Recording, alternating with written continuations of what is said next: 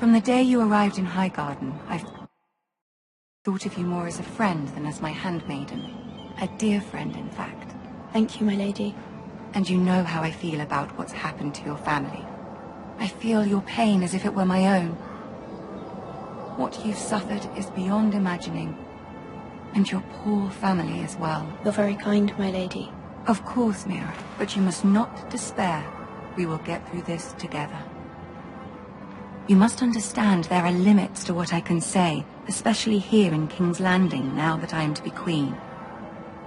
To have a handmaiden from the north whose family fought for Robb Stark. It raises questions at a time I can least afford. Cersei herself cornered me this morning outside the Royal Sept. She mentioned the Northern girl in my service, and she painted you a traitor. She was very pleased with herself. Her face was full of mirth as she said it. How did you respond? I told her you are one of my most trusted handmaidens, that you can hardly be blamed for the actions of your father and brother. Nonetheless, she demands an audience. She wants an apology of some sort, for what I don't know, but she's waiting for us now, and I promised I would bring you to her. I wouldn't ask this of you if it were not important. I cannot afford any conflict with Cersei with the wedding so near. I'll do as you ask, my lady. I knew I could trust you. Humor her. Tell her what she wants to hear. See if the Queen Regent is ready to receive us.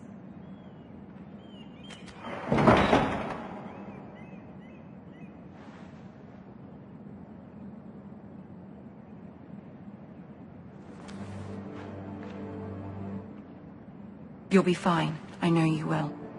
You may feel one thing, but you must say another.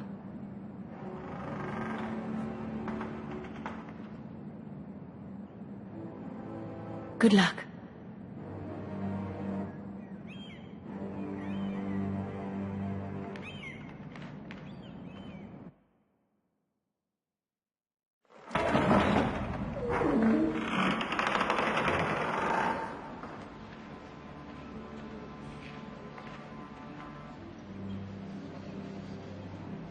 You can do this.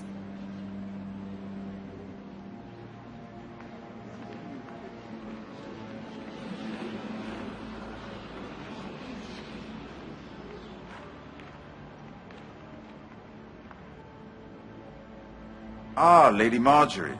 Aren't you looking lovely this evening? Lord Tyrion. Your Grace? With your permission, allow me to introduce Lady Mira of House Forrester.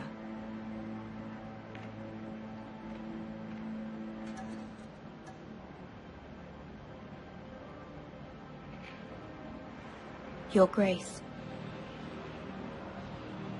The girl knows her courtesies. Impressive. You may rise. House Forrester is a northern house loyal to the king. Are they? I beg your pardon, Your Grace. I wasn't talking to you. I want to hear from the girl. Is your family loyal to the king? Perhaps you should ask the new Lord Forrester. He's not here, is he? She is. The girl can speak for her house. Yes, Your Grace. To the one true king.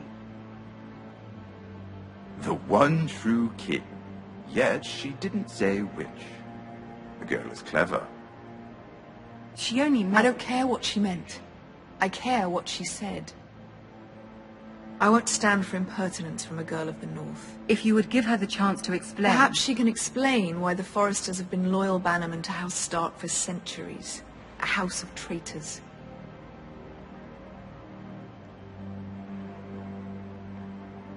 They were the Wardens of the North.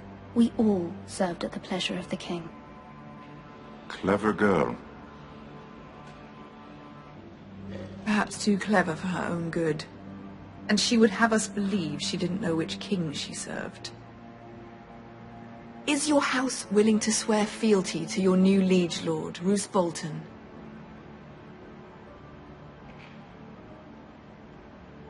He is the Warden of the North, Your Grace. He is. And I the Queen Regent, and Tyrion the Master of Coin.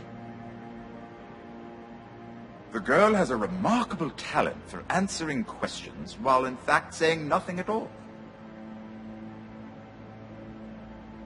Old allegiances are not easily abandoned.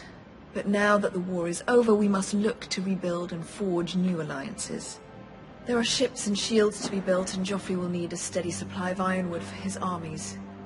I'm told there are others who would happily serve that purpose, but I trust we can rely on House Forrester. Forster Ironwood does seem rather unique. Our talent is unrivaled, Your Grace. Forrester Ironwood is highly sought after in the Seven Kingdoms. So I'm told. It would be a shame to see it fall into the hands of another house. I imagine you'd do almost anything to prevent that from happening, wouldn't you? Ask any Lannister, and they'd do whatever was necessary to save Casterly Rock. It would be unfortunate to see another house lay claim to what's yours.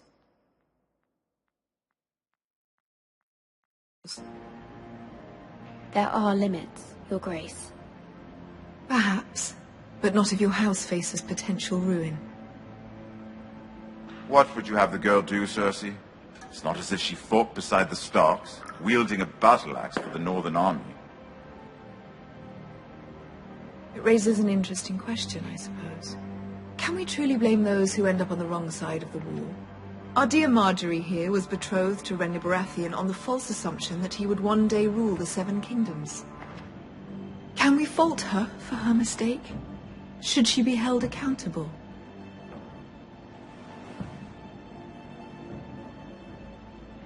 I won't judge her, Your Grace. I wasn't there. I didn't face her decisions. Aren't you a delightful girl? If only one could flit through life without ever holding an opinion of their own. If there's a point to this, I hope you find it quickly. Loyalty can be such a hard thing to define. This city alone is filled with all sorts of ambitious opportunists looking to reinvent themselves, pretending to be something they're not. Who knows what lurks within their hearts? You are a girl from the north, here in service to Lady Marjorie. One can only assume her interests are yours. Yet loyalty to a king, that must be absolute, beyond question. And if your loyalties were to become conflicted between your king and the very person whom you serve, what would you do then? I'm sure she would... Let the girl answer the question. Go on. My loyalties would never conflict, Your Grace. That's a coward's answer. I will not have my time wasted by a northern girl who thinks she can play games. Who do you choose?